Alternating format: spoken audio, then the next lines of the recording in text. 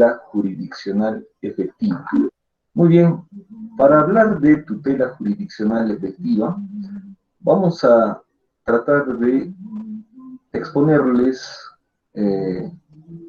la coyuntura de cómo se desarrolla este derecho de tutela jurisdiccional efectiva. Muy bien, tenemos un ejemplo, tenemos a Arnold y tenemos a Helga, ¿no es cierto? Arnold le presta dinero a Helga, le presta $20,000,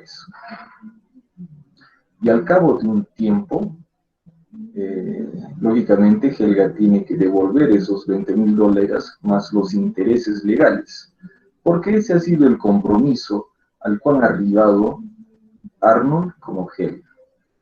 Llega ese tiempo y Helga lamentablemente no ha cumplido con su compromiso, no ha cumplido su obligación, de tal manera que allí empieza a generarse un conflicto de intereses intersubjetivo, ¿no es cierto? Muy bien.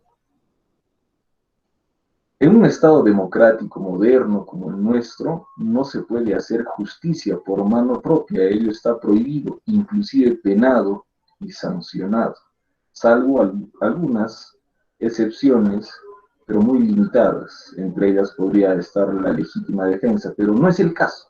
En este caso, Helga le debe $20,000 a Arnold, y Arnold no podría hacerse justicia por mano propia, ir a amenazarle a Helga con golpearla, con hacerle daño si es que no le paga.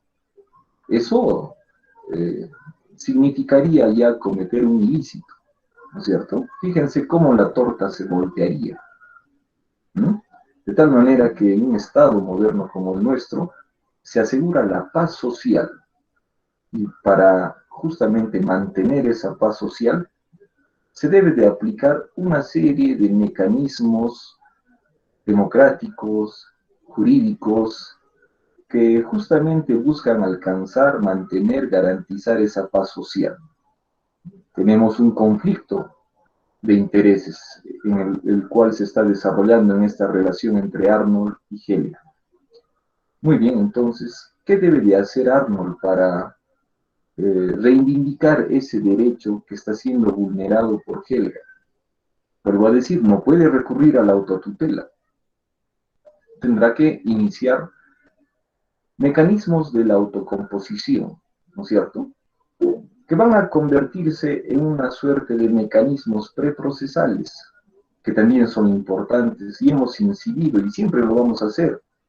Allí hay que aplicar el diálogo democrático, el diálogo inteligente, y poner en ejercicio la negociación, la mediación, de tal manera que en un terreno llano, en un terreno inmediato, puede solucionarse el problema si es que hay acuerdo de las partes, ¿no es cierto?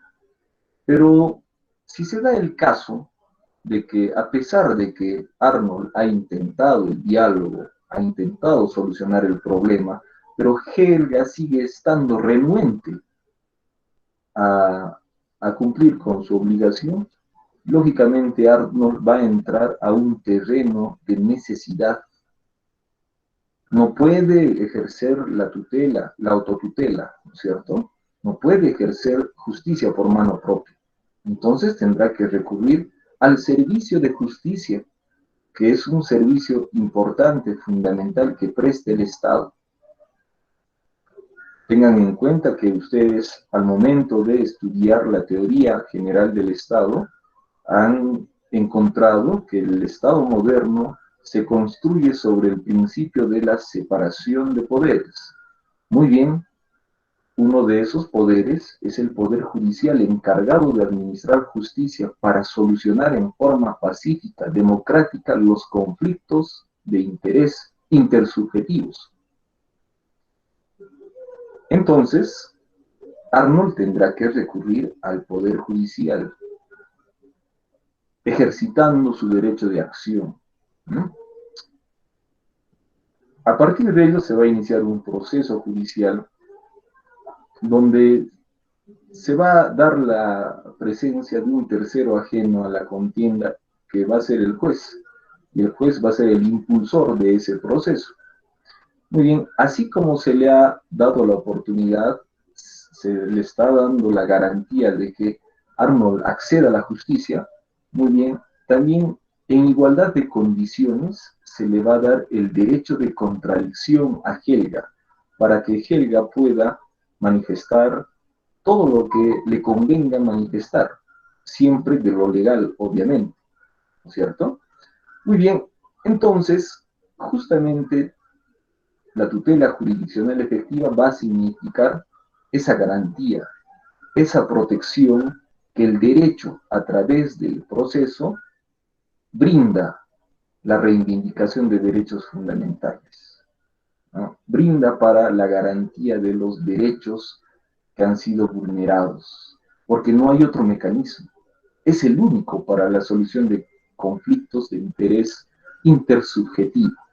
Vuelvo a decir, Arnold no podría recurrir a la autotutela, ¿no es cierto? No podría ir a amenazarle a Helga y decirle, oye Helga, si no me pagas mañana, te mando la moto. Ten en cuenta que ahora eh, puedo contratar una moto por 200, 300 soles y fíjate, así que no te arriesgues. ¿No? No podría hacer eso, porque ya Arnold estaría entrando en un terreno de lo ilícito. Muy bien, entonces, todo esto como nociones generales. Muy bien, ¿qué viene a ser la tutela? La tutela es un término usual que para el diccionario de la Real Academia de la Lengua Española va a significar defensa, amparo, protección. En el mundo del derecho, la tutela va a recoger ese significado, pero lo va a plasmar en dos dimensiones, en un ámbito material y en un ámbito formal. Muy bien, en el ámbito material, el derecho le da garantía al ser humano. Pongamos un ejemplo. Carlos camina libremente por la calle porque él se siente protegido, se siente garantizado en su derecho de libre tránsito, en su derecho a la vida. ¿Mm? Si ustedes han elegido la carrera de derecho es porque se sienten garantizados en esa elección. Hay algo que los protege y ese algo que los protege es el derecho a través de las normas fundamentales. Tienes la Constitución que te garantiza ese derecho, ¿no es cierto? De tal manera que en forma inmediata, en forma material, el derecho ya te está garantizado, te está protegiendo para que el ser humano se desarrolle a plenitud. Ya depende del ser humano, lógicamente, ¿no es cierto? Los ciudadanos son arquitectos de su propio destino sobre la base legal, sobre la base normativa. Luego tenemos una dimensión formal.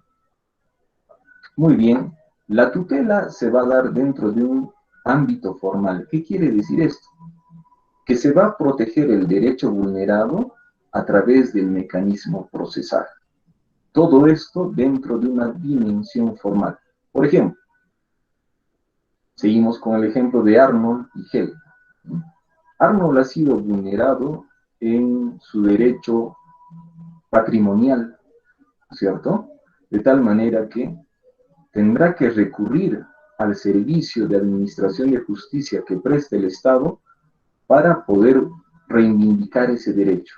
Entonces ahí va a haber una protección, una tutela formal, una tutela instrumental, ¿no? Muy bien.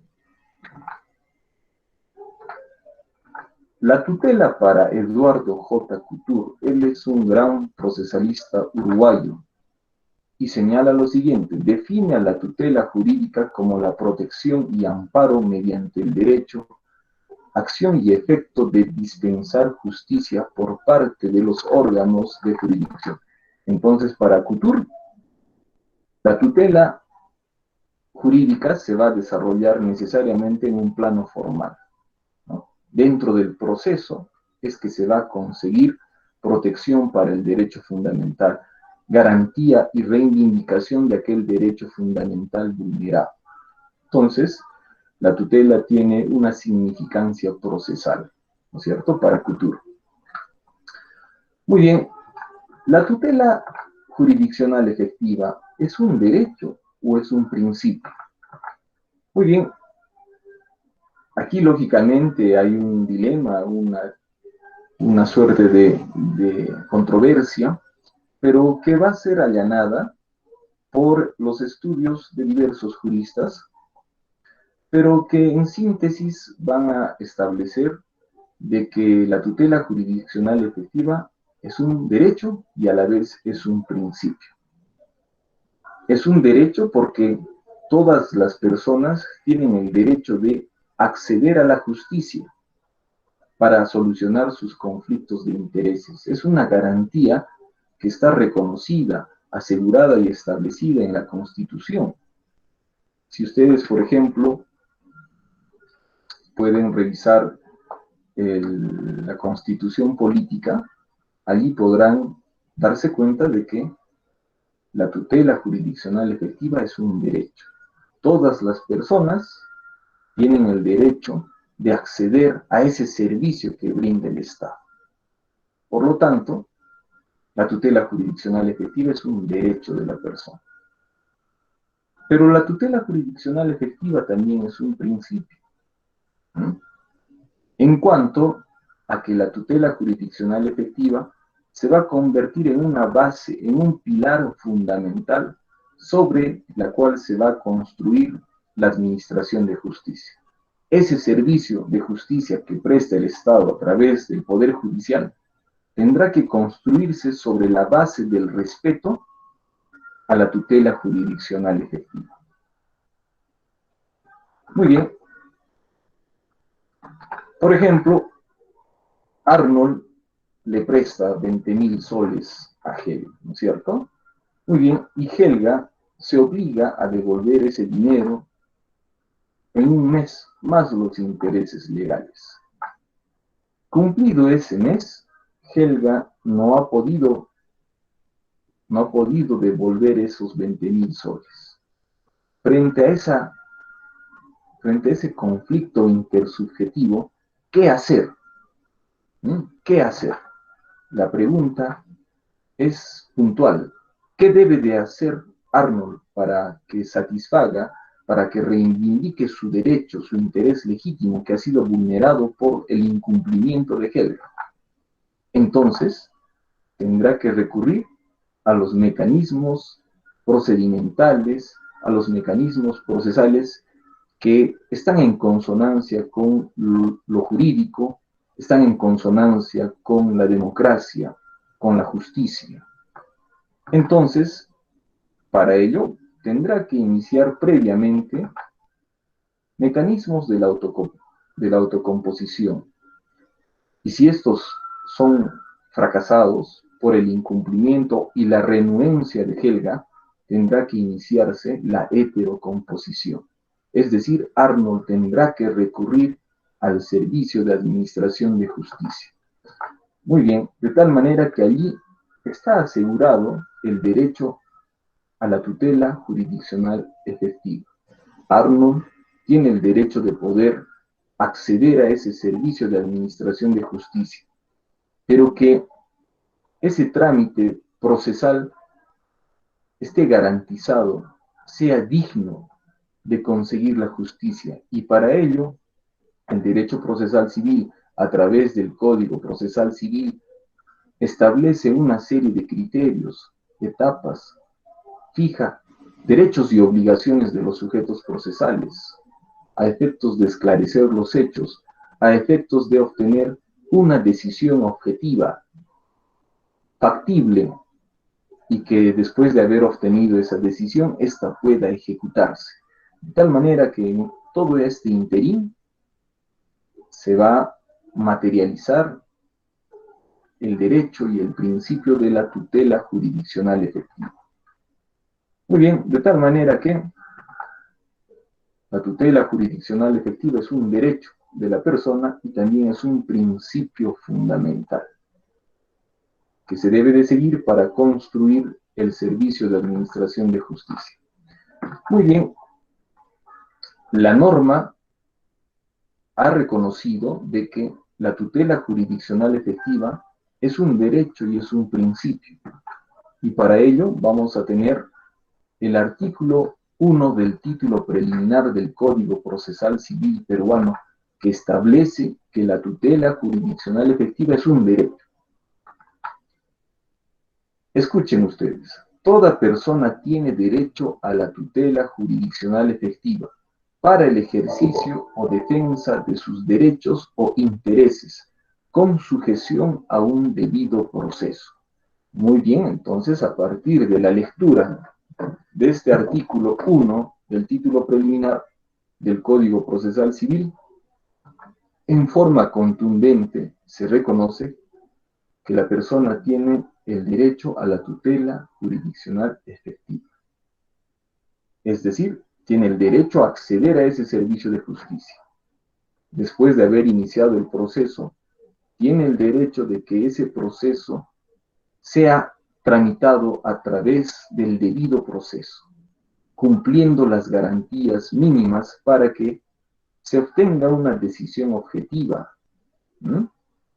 De igual manera, ese proceso debe de asegurar criterios que permitan a ambas partes tener una relación horizontal, equitativa e igualitaria, porque el proceso no podría inclinarse al interés de alguna de las partes, porque ello iría en contra de los valores de igualdad, de equidad y finalmente de justicia. Es decir, ese acceso, esa garantía que tiene el ciudadano de poder acceder al servicio de justicia, también significa de que el proceso sea tramitado con dignidad en cumplimiento de los valores y fines del derecho.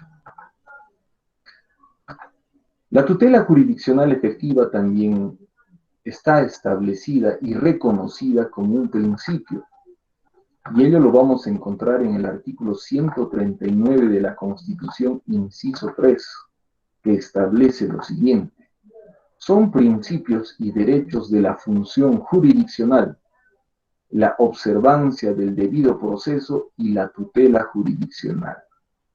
Ninguna persona puede ser desviada de la jurisdicción predeterminada por la ley, ni sometida a procedimiento distinto de los previamente establecidos, ni juzgada por órganos jurisdiccionales de excepción, ni por comisiones especiales creadas al efecto, cualquiera sea su denominación.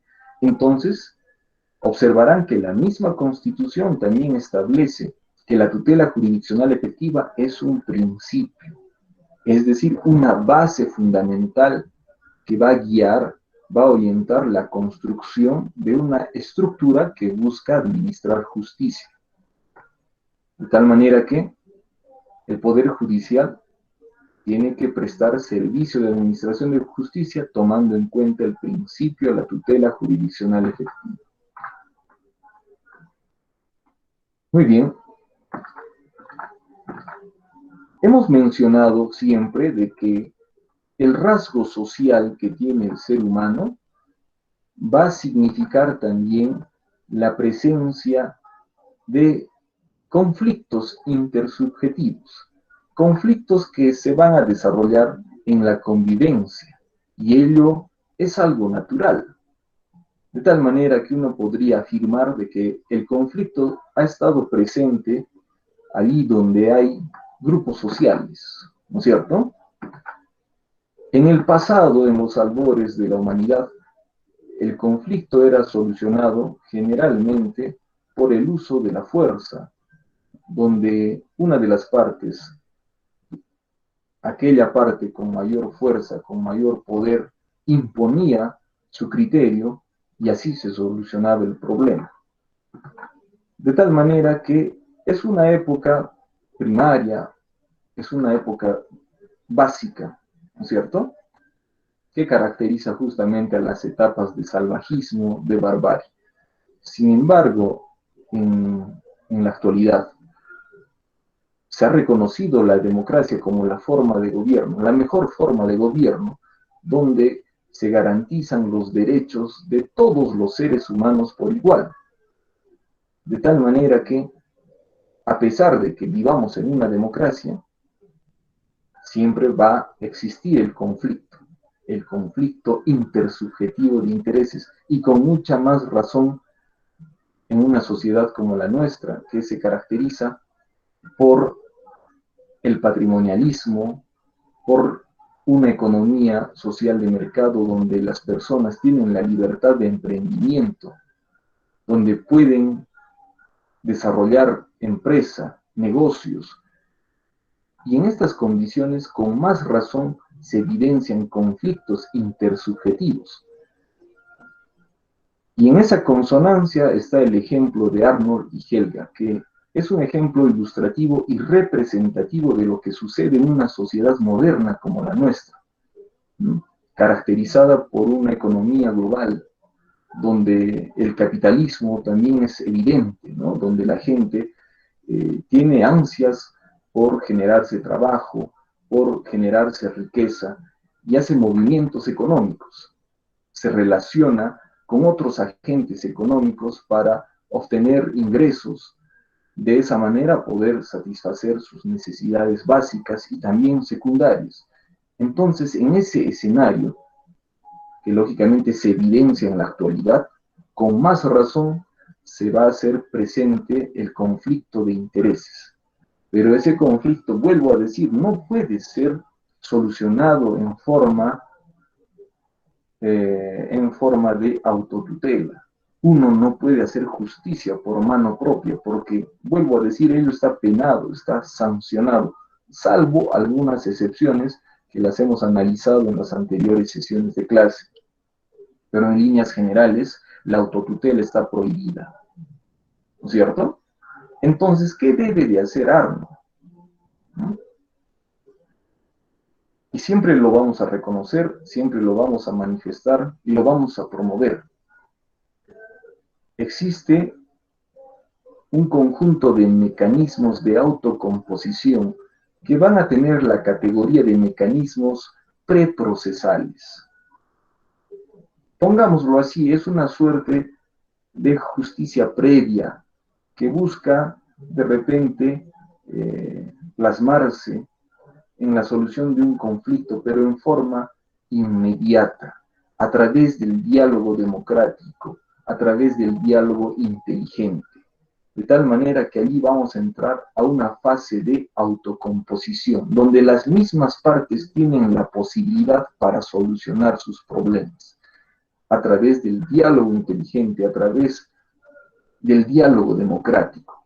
Entonces Arnold tendrá que visitarle a Helga, decirle: Helga, por favor, solucionemos nuestro problema. Veamos la forma de solucionar el problema. ¿Tú deseas un plazo más? ¿Cuánto más deseas? ¿Un mes más? Muy bien, te voy a dar un mes más de plazo, pero esta vez comprométete a pagarme en ese plazo, por favor, no faltes a tu compromiso. Pero eso sí, también, Helga, vas a tener que ser consciente y reconocer el pago de los intereses legales, que ya sería por 2 meses. Fíjense, tenemos una etapa de autocomposición donde ambas partes tienen la posibilidad de solucionar el problema de mutuo acuerdo. ¿Mm? Porque en términos reales, también hay que analizar esta situación desde un punto de vista real. ¿No?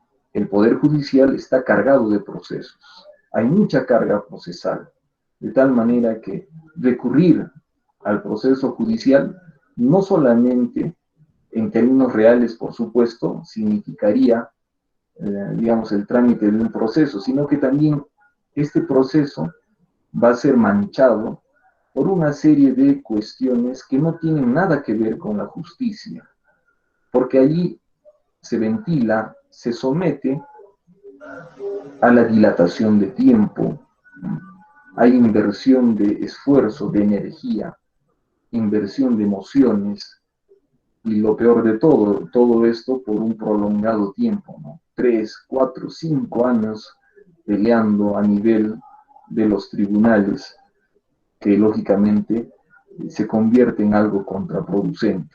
Es por eso que hoy en día se fomenta la aplicación de los medios de autocomposición a través de la negociación, a través de la mediación, a través de la conciliación, que sean las mismas partes las que lleguen a un acuerdo. Es por eso que nunca nos vamos a cansar en promover también los mecanismos de autocomposición, que también están y forman parte, son instituciones importantes dentro del derecho procesal civil. Y que quede bien claro, ¿no? Antes de iniciar un proceso judicial, necesariamente agotemos las vías de autocomposición, que van a significar el agotamiento de vías previas, y ahora se han convertido en requisitos para iniciar un proceso civil, de tal manera que si uno quiere recurrir al proceso civil, previamente debe de acreditar haber agotado esa vía previa, de tal manera que se debe de ejercitar también los mecanismos de autocomposición. Muy bien, sin embargo, para seguir entendiendo la naturaleza de la tutela jurisdiccional efectiva, vamos a ponernos en el caso siguiente. Seguimos con Arnold y Helga. Muy bien, ¿qué hacer frente a ese problema? ¿Qué hacer frente a ese conflicto intersubjetivo de intereses? Por un lado, Arnold quiere reivindicar su derecho patrimonial, quiere recuperar los 20.000 soles más los intereses legales. Y por otro lado tienes a Helga, y Helga es renuente. No sé cuáles serán sus motivos, pero es renuente, no quiere cumplir con la obligación. ¿Qué hacer para Arnold? ¿Qué es lo que tiene que hacer Arnold? Está prohibida la autotutela o justicia por mano propia. ¿Qué nos queda? Mecanismos de autocomposición, desistimiento, el allanamiento, la transacción. El desistimiento, muy bien. Cuando Arnold desiste de esa posición de querer recuperar los 20.000 soles, ¿sabes qué, Helga? Yo ya no quiero tener problemas, así que desisto. Podría darse ese caso. Ya no quiero seguir, bueno, quédate con los 20.000 soles, seguramente te hacen falta.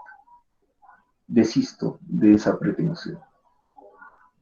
Claro que en un escenario real es poco visto, ¿no? Pero podría darse esa posibilidad. Luego tenemos al allanamiento. Muy bien, cuando Helga decía, tienes razón, Arnold, tienes razón, te estoy debiendo, ¿sabes qué? Discúlpame, te voy a devolver los 20.000 soles más los intereses legales. Espérame unos 10 días y te lo voy a entregar. Llega a los 10 días y Helga le devuelve el dinero. Se allanó a la pretensión, a esa posición de Arnold, ¿no es cierto? La transacción, cuando ambas partes se conceden prestaciones recíprocas, concesiones recíprocas. Por un lado, Arnold le dice, Helga, está bien, yo te entiendo de que en esta coyuntura de emergencia sanitaria no hay ingresos, no hay trabajo, te voy a dar plazo.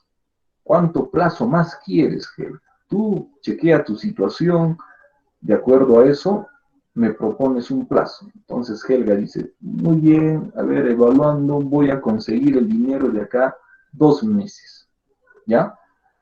Y te voy a pedir, por favor, Arnold, que ya no me pidas el cobro de los intereses legales.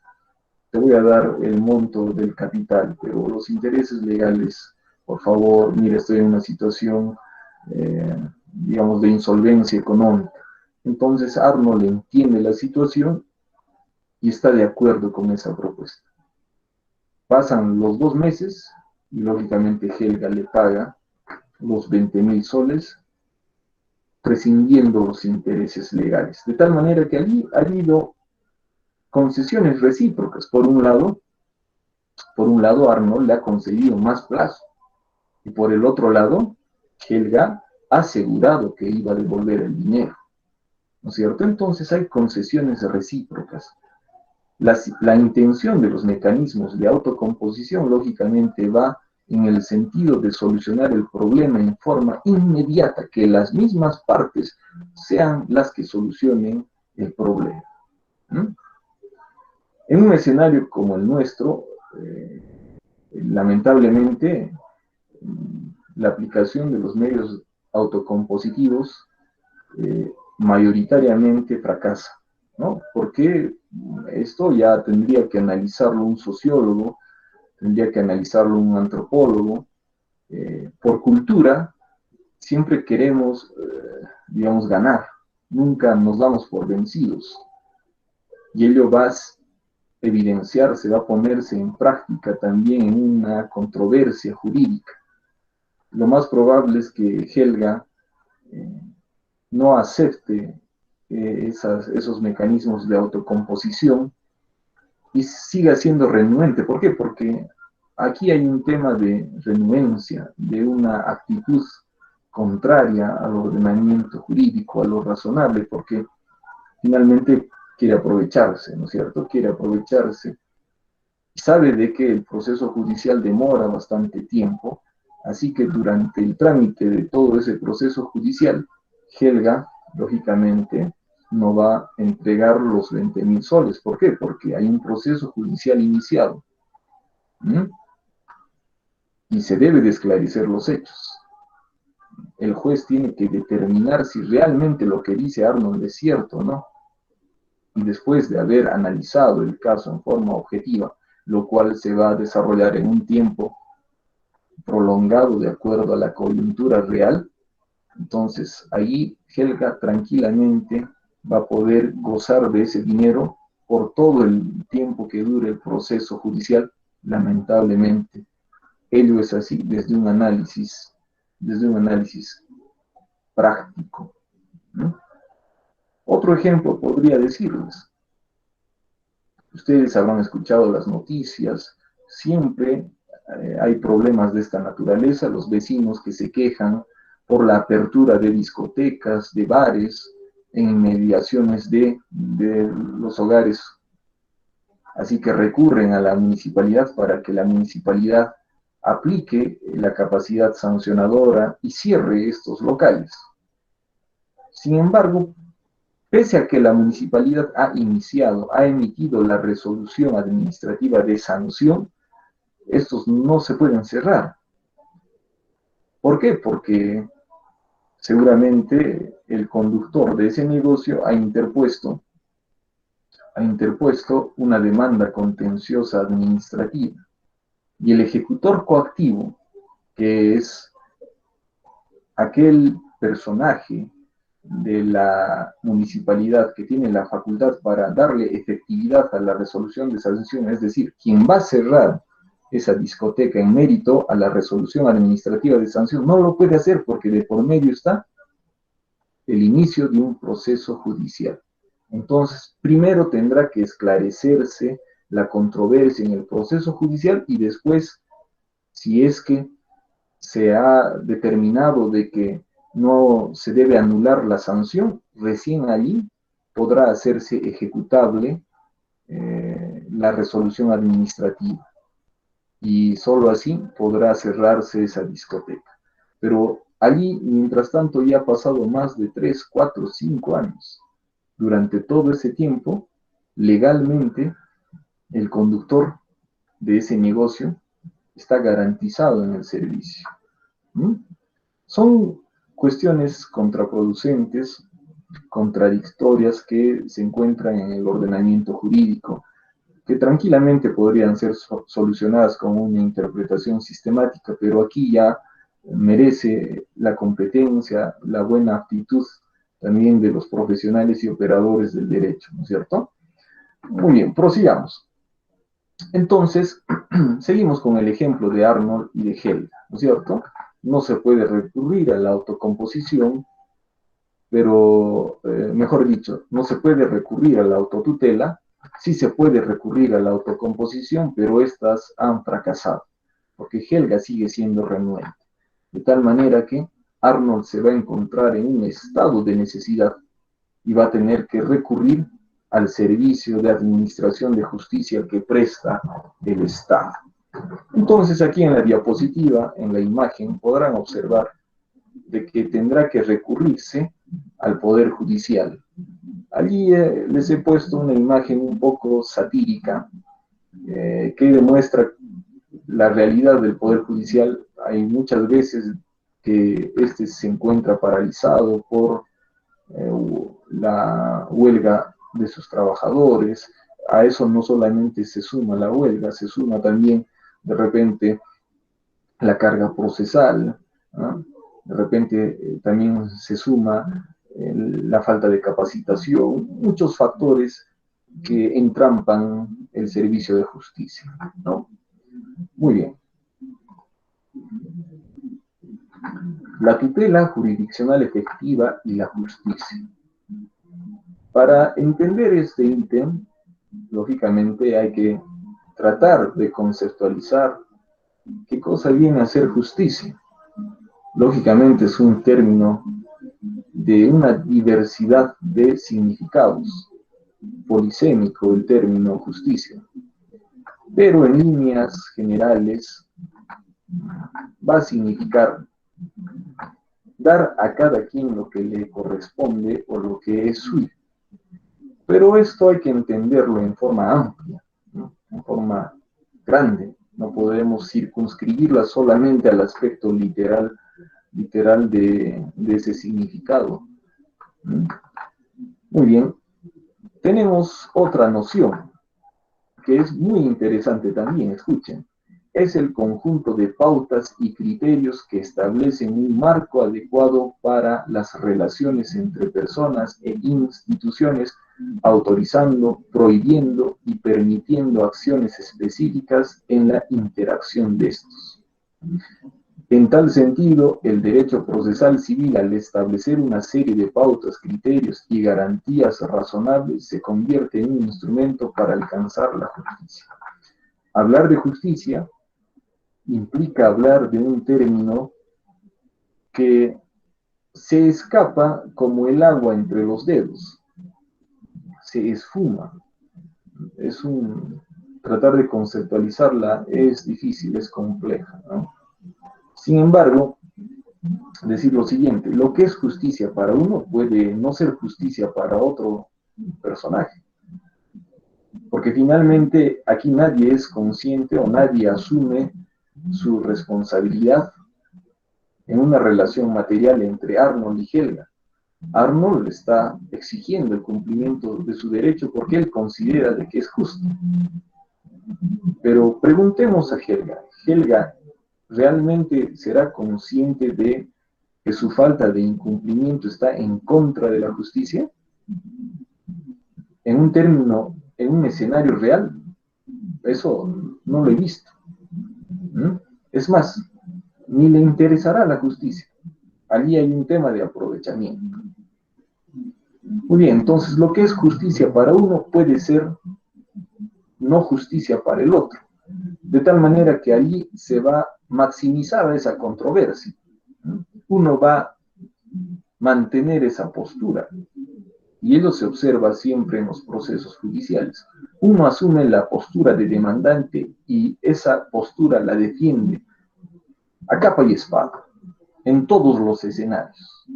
Soy el demandante y yo te estoy demandando porque tú me debes dinero. Mientras que Helga, que va a representar a todos los demandantes en un escenario real, procesal, también va a asumir esa postura. Yo no te pago. No te pago porque no te debo, ¿no? Y no te debo porque ha pasado tiempo y no me has cobrado y finalmente yo ya no tengo por qué pagarte. Bueno, son argumentos que tranquilamente podría indicar Helga. Finalmente ha asumido su postura de demandado y la va a asumir y la va a defender. Porque de por medio también hay un tema de principio de supervivencia, ¿no? Hay un tema psicológico, ¿no? Un tema sociológico, antropológico que afloran en estos escenarios. ¿No? Por eso la justicia que uno cree que es justicia, no necesariamente es justicia para la otra parte.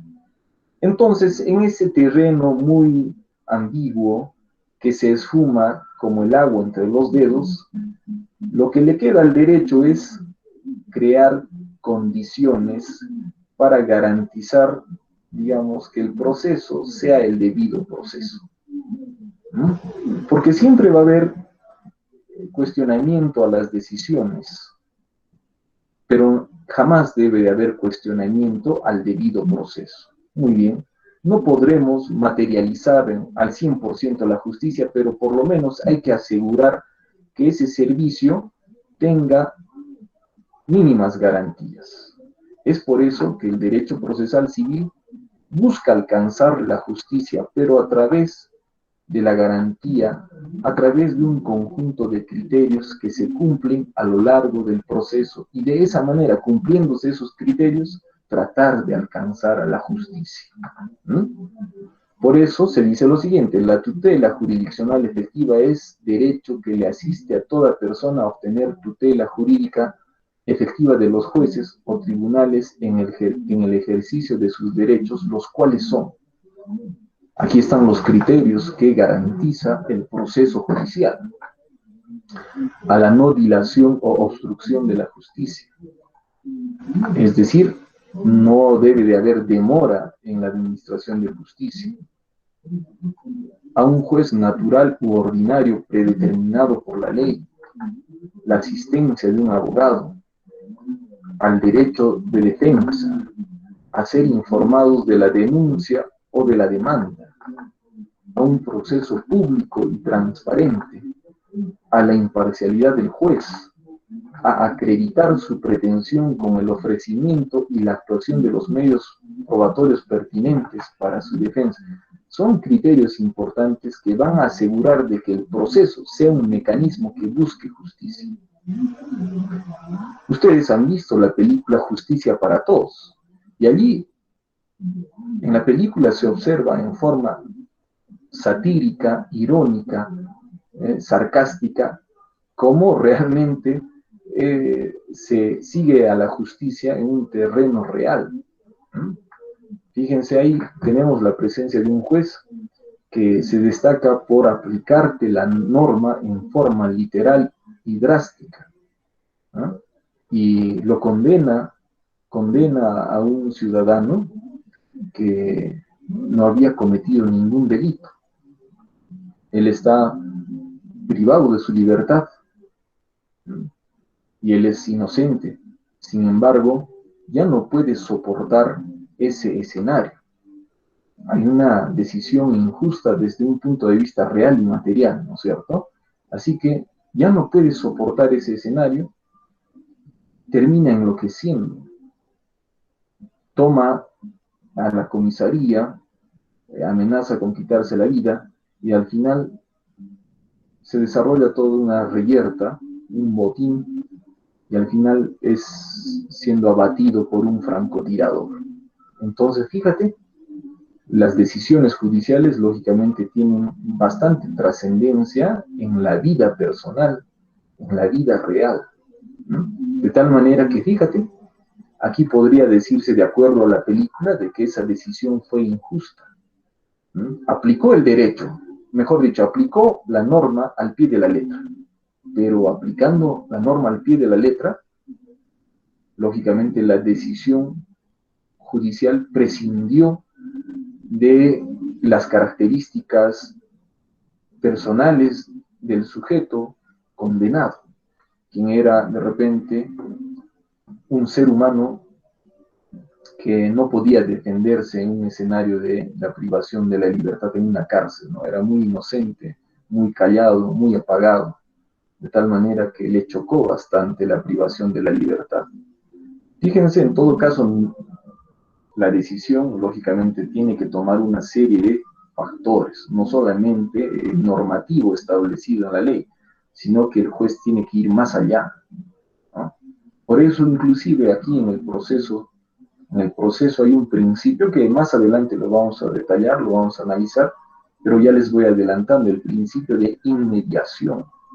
Quiere decir que el juez debe de tener una relación directa, inmediata con las partes, pero que esta relación sea objetiva. Tiene que haber un conocimiento de las partes. Para eso el juez debe de desarrollar, digamos, una actitud y aptitudes ya de naturaleza psicológica. Como psicólogo, empezar a entender si lo que está diciendo Helga o lo que está diciendo Arnold es real o no. Es por eso que se mantiene, que se garantiza la inmediación, que el juez debe de verlo al demandante exponiendo sus alegatos, y sobre esa base el juez internamente va elaborando conclusiones respecto de la personalidad de ese sujeto, lo cual lógicamente va a repercutir en la decisión final del juez, ¿no? Muy bien, entonces, hablar de justicia, lógicamente, es hablar de un término bastante difícil. Lo que es justicia para uno, no necesariamente es justicia para la otra persona. En ese escenario, lo que le queda al derecho procesal, es establecer un conjunto de pautas y criterios que tornen al proceso como una herramienta al servicio de la justicia, ¿no? O sea, tratar de alcanzar la justicia. Muy bien, prosigamos.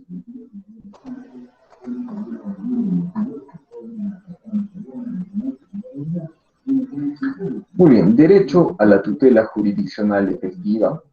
Monroy Gálvez dice que la jurisdicción tiene como contrapartida el derecho de tutela jurisdiccional.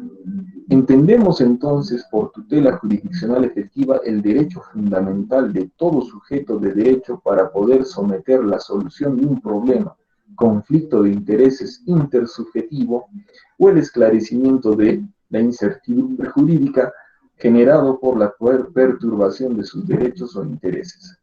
Situación de la necesidad de acudir a la función jurisdiccional del Estado que le evite la inercia o indefensión de sus derechos o intereses perturbados, asegurándose además de un servicio de justicia útil y con resultados patentes. Entendiendo a Monroy Gálvez, podemos decir que la jurisdicción es relativa a la administración de justicia, que viene a ser una función y obligación del Estado, y la persona tiene el derecho de acceder a ese servicio de justicia que sea digno y de calidad. Muy bien, entonces, en palabras de Monroy Gálvez, un procesalista nacional peruano muy destacado, la jurisdicción forma parte de aquella función, obligación, función, deber que tiene el Estado, que justamente es la de solucionar los conflictos sociales, pero a través de un procedimiento democrático, a través de la materialización del proceso judicial. Muy bien, en todo caso, entiéndase que la persona tiene el derecho reconocido a nivel constitucional de poder acceder a ese servicio de justicia.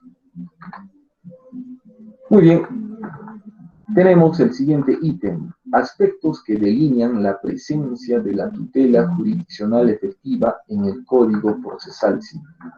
Hablar de tutela jurisdiccional efectiva implica hablar de un derecho madre que va a contener un conjunto de derechos, ¿no?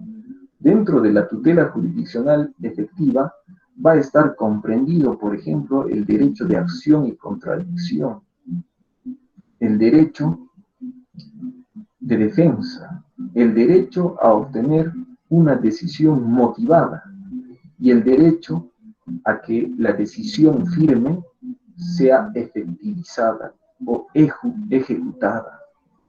De tal manera que en todo este interín se observa que hay un conjunto de derechos que van a integrar el derecho a la tutela jurisdiccional efectiva, que lo vamos a desarrollar también con el ejemplo de Helga y de Arnold, ¿no? Pero antes vamos a hacer mención a los aportes de los doctrinarios, quienes dicen lo siguiente: el derecho de tutela jurisdiccional efectiva es la pieza del soporte de un conjunto de derechos de acción o de contradicción y a un debido proceso, que se han institucionalizado en la ciencia procesal con consistencia fundamental y que se articula ordenada y muy estrechamente para asignar a este hecho efectividad. La base del derecho de todo sujeto a que se haga justicia es el poder acceder a la jurisdicción del Estado cuando se halla en la situación de necesidad. Derecho a la tutela jurisdiccional. El ejercicio de este derecho nace por el contacto de su titular con el órgano jurisdiccional del Estado, pidiendo asistencia o amparo a su derecho o interés perturbado, dando origen al proceso jurisdiccional, derecho de acción o de contradicción. La dialéctica del proceso jurisdiccional debe presuponer un conjunto de garantías mínimas para el justiciable que le haga receptor de un servicio de justicia efectivo, derecho a un debido proceso. El titular de derecho a la tutela jurisdiccional, que es el mismo derecho de acción y de contradicción y a un debido proceso, tiene también el derecho a la ejecución de la sentencia. Tenemos a González Pérez que dice lo siguiente. Para González Pérez, el derecho de tutela jurisdiccional despliega sus efectos en 3 momentos. En el acceso a la justicia. Una vez en ella, que sea posible la defensa y obtener solución en un plazo razonable.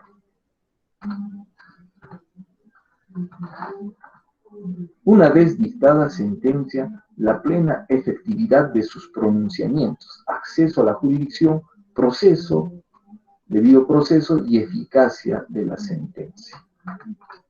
3 momentos para González Pérez. Rubio Llorente dice lo siguiente. Señala que los contenidos específicos del derecho a la tutela jurisdiccional efectiva son libre acceso a la jurisdicción, las posibilidades de alegación y defensa, la obtención de una resolución sobre la pretensión procesal deducida que sea motivada y razonada, congruente y que esté basada en el sistema de fuentes, acceso de recursos legalmente establecidos y la ejecución de la resolución judicial firme. Muy bien. Tenemos Chamarro Bernal. Nos dice que el derecho a la tutela judicial tiene un cuádruple contenido. El derecho de libre acceso a la jurisdicción y al proceso en las instancias reconocidas. El derecho de la defensa, la prohibición constitucional de indefensión. El derecho a obtener resolución fundada en derecho que ponga fin al proceso. El derecho constitucional a la efectividad de la tutela judicial.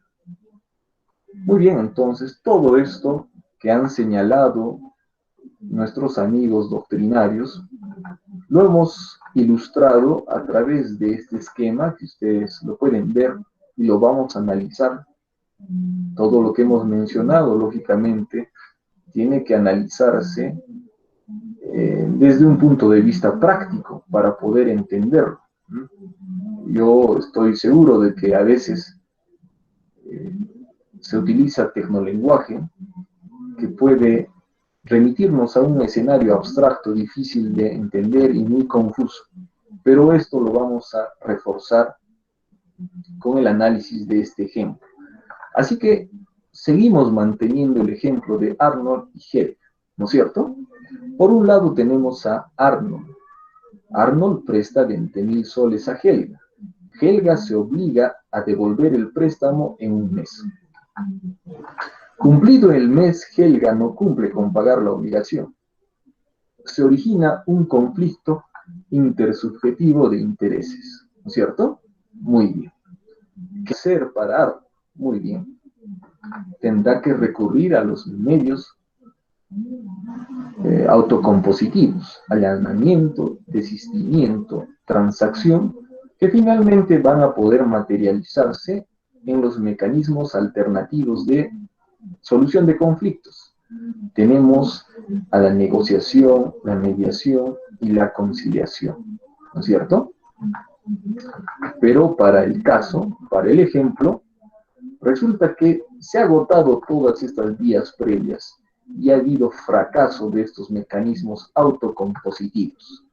de tal manera que Arnold va a estar en un estado de necesidad de recurrir al servicio de administración de justicia que imparte el Estado. Hasta aquí vamos a tener en cuenta lo siguiente. Esa relación que se ha iniciado en un plano inicial, básico, fundamental, va a tener el nombre de relación jurídica material. Y aquí podrán ver ustedes, está la relación básica, la relación fundamental, tiene el nombre de relación jurídica material.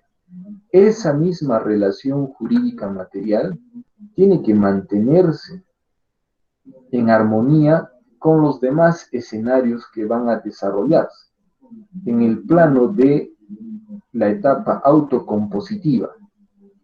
Tendrá que mantenerse armonía con esa relación jurídica material. Es decir, Arnold tendrá que solicitar un proceso de conciliación contra Helga. No podrá iniciarlo contra Roberto, contra Marta, contra Petronilo, contra Eustaquio o Aldir, ¿no es cierto? Tendrá que mantenerse esa armonía. Muy bien, y si es que se ha agotado esos mecanismos autocompositivos, lógicamente Arnold va a estar en un estado de necesidad. Tendrá que recurrir al proceso judicial. Y en el proceso judicial también tiene que mantenerse armonía con la relación jurídica material.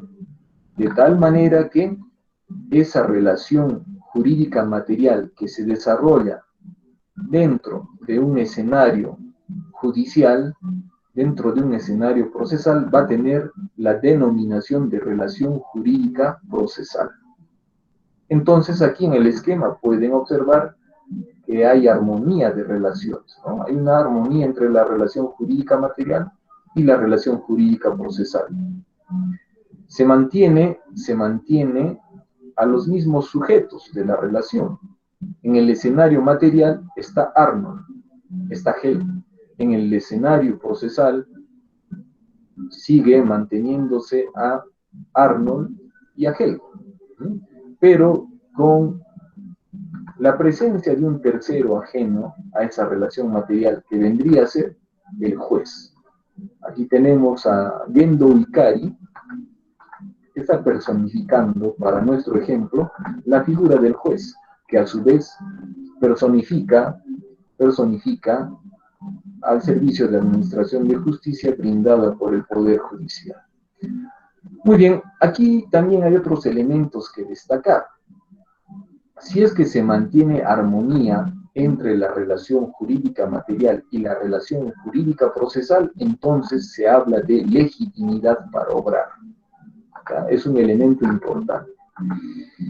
Cuando se está en un estado de necesidad de recurrir al Poder Judicial, se habla de otro elemento importante que viene a ser el interés para obrar. ¿Ya? Vamos a subrayar. Muy bien. Muy bien. Ya ha iniciado el proceso, fíjense aquí, tenemos el esquema, ya se ha iniciado el proceso, es decir, Arnold ha presentado su demanda. Esa demanda va a materializar el derecho de acción, es decir, que Arnold tiene el derecho de poder acceder, recurrir al Poder Judicial para tener la solución a su conflicto de intereses, derecho de acción. Muy bien, se inicia el trámite procesal, se va a calificar la demanda, de tal manera que si se admite la demanda, se le va a correr traslado a Helga para que Helga pueda contestar esa demanda. La contestación de demanda que va a hacer Helga va a materializar el derecho de contradicción. Entonces aquí podrán observar ustedes una igualdad de armas entre las partes. Si Arnold tiene garantizado el derecho de acción, muy bien, hay que reconocerle también en igualdad de condiciones ese derecho a Helga, de tal manera que Helga va a tener garantizado el derecho de contradicción. Muy bien, De tal manera que aquí se observa un debido proceso que va a garantizar el cumplimiento de mínimas garantías para que ese proceso pueda significar transparencia, publicidad, objetividad. Sobre esa base, el juez, después de haber analizado los medios probatorios, las argumentaciones de las partes, podrá emitir una sentencia que solucione el problema, que solucione esa controversia intersubjetiva, pero no solamente queda allí en un documento que solucione el problema, sino que ese documento tendrá que efectivizarse, tendrá que ejecutarse. Por lo tanto, aquí también se va a tener la presencia de la efectividad de la sentencia. Se tiene que ejecutar la sentencia. Las sentencias no pueden quedar solamente en el documento. Si, por ejemplo, en el caso práctico que les comento, el juez ha declarado fundada la demanda de Arnold, en consecuencia que Helga pague los 20.000 soles en el plazo de 5 días, más los intereses legales, bajo apercibimiento de embargo. Tendrá que hacerlo Helga. ¿Por qué? Porque el juez tiene toda una investidura, tiene todo el poder, inclusive para embargar si es que hay renuencia a cumplir con esa sentencia. Inclusive no solamente quedaría ahí, sino que también podría ser factible una denuncia por parte del órgano jurisdiccional, remitiría todos los actuados al Ministerio Público para que éste evalúe el inicio de un proceso penal por incumplimiento a las decisiones judiciales, ¿no? Inclusive, fíjense toda la potestad que tiene el órgano jurisdiccional para hacer cumplir sus propias decisiones, de tal manera que aquí se observa otro elemento de la tutela jurisdiccional efectiva, que viene a ser la efectividad y ejecutoriedad de las sentencias judiciales. ¿No es cierto? Muy bien. Luego tenemos otro ítem, la asignación del derecho a la tutela jurisdiccional de toda persona. Muy bien, entonces, en forma contundente vamos a señalar nuevamente que toda persona tiene el derecho a la tutela jurisdiccional efectiva. Es decir, toda persona puede acceder a ese servicio que presta el Estado, pero que signifique que ese servicio de acceso a la justicia inicie un debido proceso, donde se cumplan las mínimas garantías. Ya lo estamos viendo.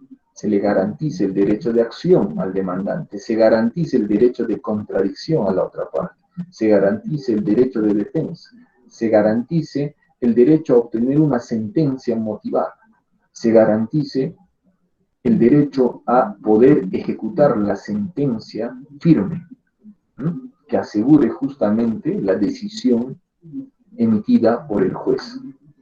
No puede quedar en letra muerta, lógicamente, la sentencia. No puede quedar solamente en el papel. Tiene que efectivizarse. Tiene que ejecutarse.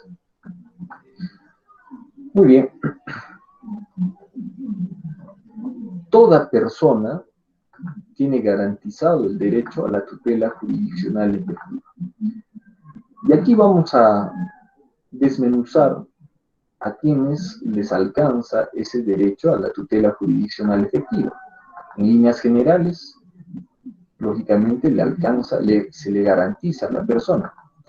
Pero al entender persona, lógicamente, vamos a incluir también una serie de sujetos de derecho que van a poder acceder a la tutela jurisdiccional efectiva. Entre ellos tenemos al ser humano, es decir, a la persona natural, pero también tienen acceso a la justicia las personas jurídicas, ¿no es cierto? Es decir, los seres humanos organizados colectivamente e inscritos formalmente.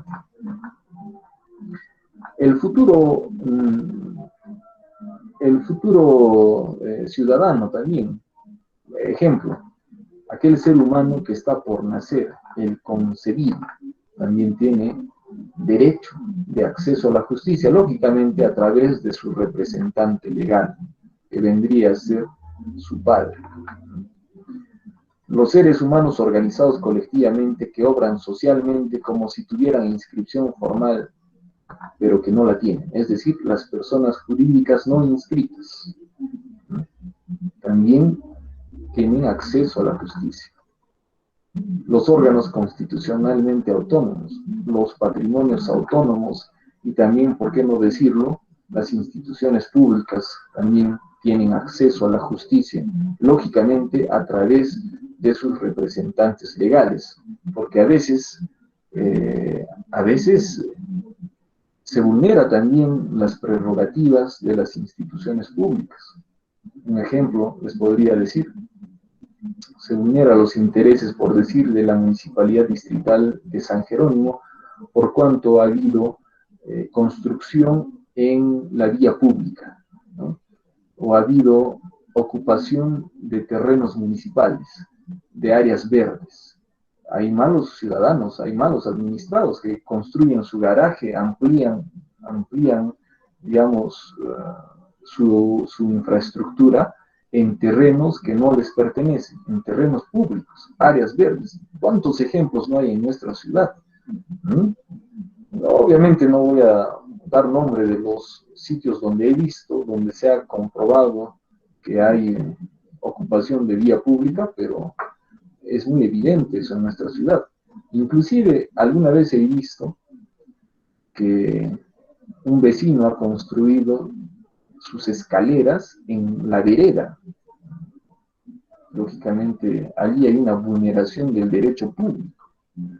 Hay una vulneración de los intereses jurídicos de la municipalidad, quien es la que personifica, quien es la que debe de mantener, hacer cumplir la ley y el orden.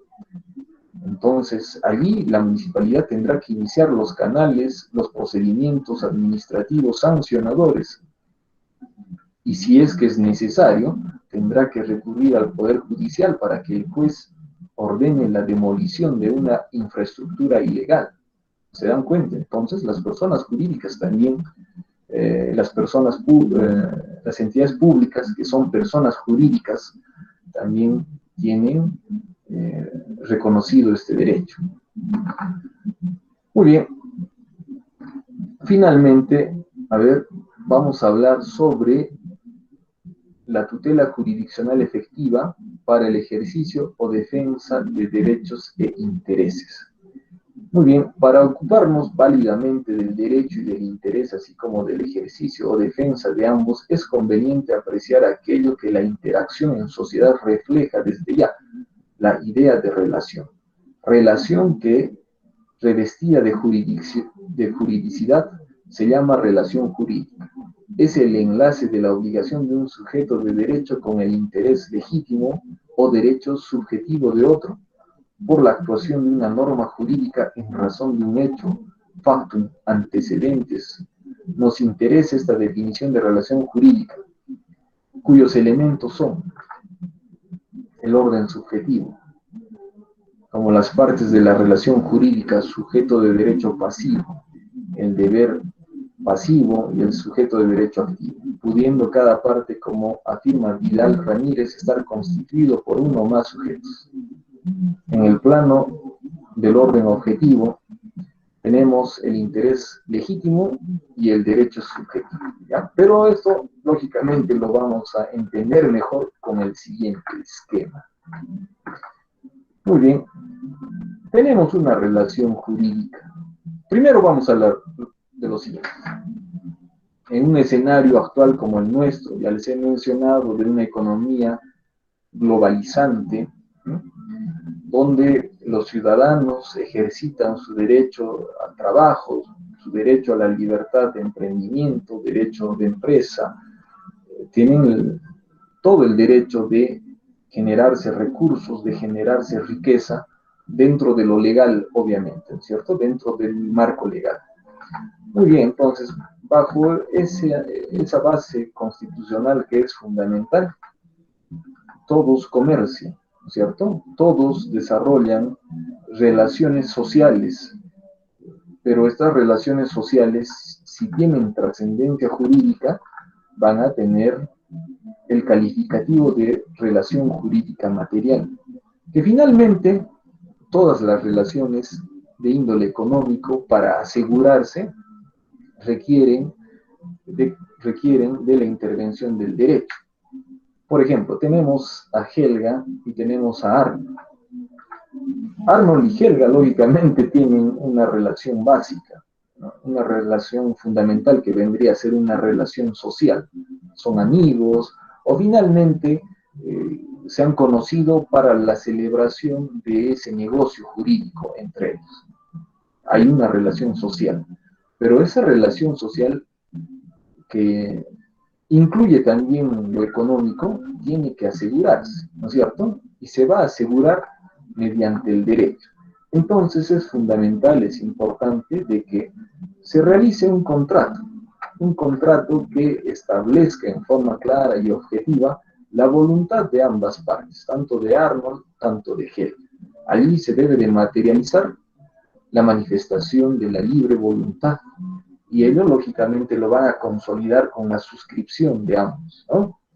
Y si aún más se quiere dar publicidad a dicho acto, podrá recurrirse, eh, podrá recurrirse a la fe pública, ¿no es cierto? Muy bien. Allí tenemos una relación social que se ha convertido en una relación jurídica material. Y al momento de hablar de una relación jurídica, lógicamente vamos a hablar de dos elementos fundamentales. El elemento subjetivo. El elemento subjetivo está integrado por los sujetos de esa relación, las personas que integran esa relación. Por un lado tenemos a Arnold y por el otro lado tenemos a Helga. Arnold va a cumplir el rol de sujeto activo del derecho. Es el que tiene el interés legítimo de recuperar esos 20.000 soles. De tal manera que él es el sujeto activo. O también podría conocérsele como el acreedor. ¿No es cierto? En el otro lado tenemos a Helga. Helga va a asumir el papel pasivo. Tiene el deber jurídico de cumplir con el interés legítimo de Arnold. De tal manera que allí tenemos el elemento subjetivo. Por un lado tenemos al sujeto activo de la relación, que viene a ser Arnold, y por el otro lado tenemos al sujeto pasivo de la relación, que vendría a ser Helga, ¿cierto? Por un lado tenemos a Arnold, que tiene el interés legítimo, y por el otro lado tenemos a Helga, que tiene el deber jurídico de atender el interés legítimo de Arnold. ¿Por qué? Porque así lo han establecido en ese contrato que han firmado. Por un lado, Arnold ha entregado los 20.000 soles, y por el otro lado, Helga se ha comprometido a pagar los 20.000 soles en el plazo de un mes. Por un lado hay un interés legítimo y por el otro lado hay un deber jurídico. Muy bien, prosigamos. El elemento objetivo. El elemento objetivo va a estar constituido por el interés legítimo o derecho subjetivo de la relación. ¿Cuál es el objeto de esa relación jurídica? Lógicamente, el préstamo de 20.000 soles y la devolución del mismo. Ese es el elemento objetivo. Muy bien, aquí tenemos el esquema que está ilustrando justamente la teoría. Muy bien, chicos, ya para terminar, les he traído algunas frases de personajes históricos, ilustres, que necesariamente nos debe de servir para la reflexión y sobre esa base construirnos como mejores personas. Tengan en cuenta ustedes que no puede haber un buen profesional si este antes no es buena persona. ¿No? Ello en todos los ámbitos, en el ámbito del derecho, de la economía, de la politología, de la filosofía, para ser buen profesional, antes, primeramente, como premisa sine qua non, tiene que haber una buena persona con valores, con respeto a la norma, con criterio humano, con humanismo. Imagínense si promocionáramos lo contrario. Tendríamos de repente profesionales soberbios que se desligan de lo humano, que lo único que quieren es generarse riqueza, olvidándose del respeto de los derechos que tienen también las otras personas. Y ello no construye democracia, no construye sociedad, no construye paz social. Queremos gente con valores. Finalmente, ello es lo que está haciendo falta para el desarrollo acelerado de nuestro país, ¿no es cierto? Tenemos economía, nuestra economía es galopante. Claro que en este escenario un poco se está truncando, sin embargo, creemos de que se va a recuperar el desarrollo y el crecimiento económico. Nuestras instituciones también van creciendo poco a poco. Pero hay algo que todavía no nos permite despegar como una sociedad, como un Estado, por lo menos que se inserte en el segundo mundo. ¿Y cuál es ese elemento? El factor humano, el factor humano, ¿cierto? Hay mucha población que no acata las disposiciones normativas, que no es solidaria, que lucra sin respetar el derecho de los demás. Y hay una serie de ejemplos que pondría yo, pero nos demoraríamos 2-3 horas más para hacer todo un análisis desarrollado de esto que les estoy planteando.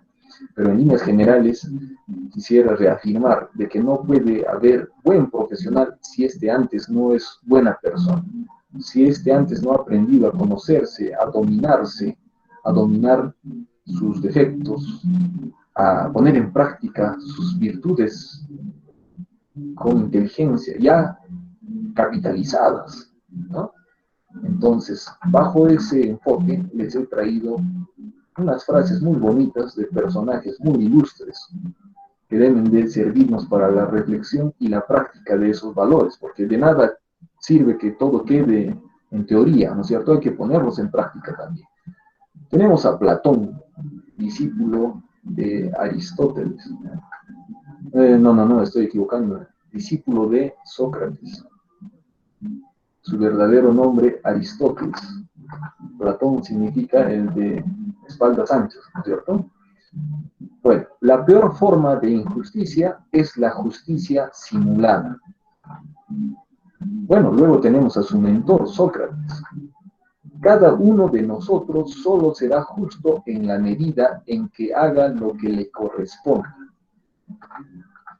Ahí cada uno tiene que asumir su rol, ¿no es cierto? Es pobreza de espíritu obstinarse en devolver el daño que se ha recibido. Ahí hay una frase que alude a la venganza. Sostiene que la venganza no es buena. El secreto del éxito es persistencia por la meta. De nada sirven los deseos, ¿no? De nada sirve que tú desees algo. Tienes que ejecutar, hacer todos los modos posibles para alcanzar, objetivizar ese sueño. Y para ello es fundamental la disciplina. Muy bien, tenemos otra frase interesante, escuchen. El éxito es saber tu propósito en la vida, crecer para alcanzar tu máximo potencial y plantar semillas que beneficien a otros. ¿Ah? Otro. Si hay algo que he aprendido es que la piedad es más inteligente que el odio, que la misericordia es preferible aún a la justicia misma, que si uno va por el mundo con mirada amistosa, uno hace buenos amigos. En la vida uno nunca deja de sorprenderse. Uno no tiene la vida comprada, no tiene nada comprado. Los escenarios pueden cambiar de la noche a la mañana, puede haber giros de 180 grados, de tal manera que hay que entender esa dialéctica de la vida. Y en base a ello, transitar por la vida con sencillez, con humildad, ¿no es cierto?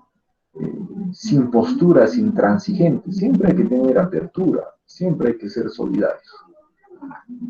Muy bien. Prosigamos. Francis Bacon, un filósofo inglés. A ver, ¿qué dice él? Vengándose, uno se iguala a su enemigo. Perdonándolo, se muestra superior a él. Y finalmente tenemos a Gibran.